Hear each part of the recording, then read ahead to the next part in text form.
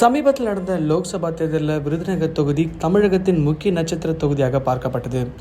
இந்த தொகுதியில் ஏற்கனவே எம்பியாக இருந்த மாணிக்கம் தாக்கூர், காங்கிரஸ் கட்சி சார்பில் நடிகை ராதிகா சரத்குமார், பாஜக சார்பில் தேமுதிக தலைவர் விஜயகாந்தின் மகன், அதிமுக கூட்டணியில் இடம்பெற்ற விஜய் பிரபாகரன் ஆகியோர் போட்டியிட்டாங்க.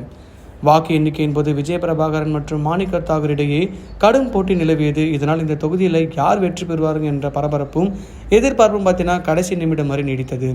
இறுதியில் மாணிக்கம் தாக்கூர் வெற்றி பெற்றதாக அறிவிக்கப்பட்டது. இதனிடையே வாக்கு எண்ணிக்கைக்கு மறுநாள் செய்தியாளர்கள் சந்தித்த பிரேமலதா விஜயகாந்த் வாக்கு எண்ணிக்கையில் குளறுபடி ஏற்பட்டதாக தெரிவிச்சிருக்காங்க. வாக்குகளை மீண்டும் எண்ண உத்தரவிட வேண்டும் சொல்லியிருக்காங்க. இந்நிலையில் தேமுக வேட்பாளர் விஜய் பிரபாகரன் அளித்த புகாரை இந்திய தேர்தல் ஆணையம் ஏற்றிருக்கிறது. அதன்படி அந்த தொகுதியில் 14 வாக்குப்பதிவு மையங்களில் உள்ள வாக்குப்பதிவு இயந்திரங்களை சோதனையிட இந்திய தேர்தல் ஆணையம் உத்தரவிட்டிருக்கு. இது அரசியல் வட்டாரத்தில் சற்றே பரபரப்பை ஏற்படுத்தியிருக்கு. ஆல்ரெடி வெற்றி பெற்ற மமதையில் இருந்த அந்த கட்சியினர் தாக்கூர் பார்த்தீங்கன்னா ரொம்ப சந்தோஷமாக இருந்த டைமில் விஜய் பிரபாகரன் இப்படி எழுப்பின விஷயம் சமூக வலைத்தளங்களில் வேறு வைரலாக போயிட்டுருக்கு. விஜயகாந்தோட மகன் பொறுத்த வரைக்கும் அவர் சொல்கிறது என்னன்னு பார்த்தீங்கன்னா, முதல் 2 சுற்றில் ரொம்ப லேட்டாக வந்த அதிகாரிகள் டக்குன்னு எண்ணிட்டு சாப்பாடுக்குள்ளே லஞ்சுக்குள்ளே போயிட்டாங்க.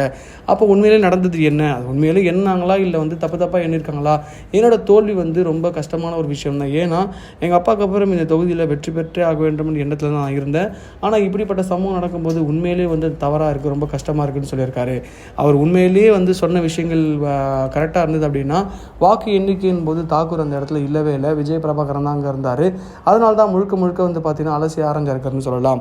கிட்டத்தட்ட 2000 ஓட்டு வித்தியாசத்தில் தோற்றிருக்க நம்ம விஜய் பிரபாகரன் இந்த மாதிரி முன் வச்சதை இதெல்லாம் யார்ப்பா கேட்க போகிறாங்க அப்படின்னு சொல்லி எல்லாரும் யோசிச்சிருப்பாங்க. ஆனால் இப்போ தேர்தல் ஆணையம் இப்படி ஒரு உத்தரவிட்டதுக்கப்புறம் தாக்கூரோட கட்சிக்காரனுக்கு பார்த்தீங்கன்னா ரொம்பவே ஒரு மன உளைச்சல் ஏற்படுத்திருக்குன்னு சொல்லலாம். விஜய் பிரபாகரன் கண்டிப்பாக இந்த அரசியல் விஷயத்தில் ஜெயிப்பாரா இல்லையான்றது ஒரு கேள்விக்குறி தான். அதை பற்றி நம்ம பொறுத்து பார்ப்போம். இதை பற்றி உங்கள் கருத்தை கமெண்ட் பாக்ஸில் பதிவு பண்ணுங்கள். மறக்காமல் நம்ம பொலிட்டிக்கல் சேனலில் லைக் பண்ணி, ஷேர் பண்ணி, கமெண்ட் பண்ணுங்கள், சப்ஸ்கிரைப் பண்ணுங்கள்.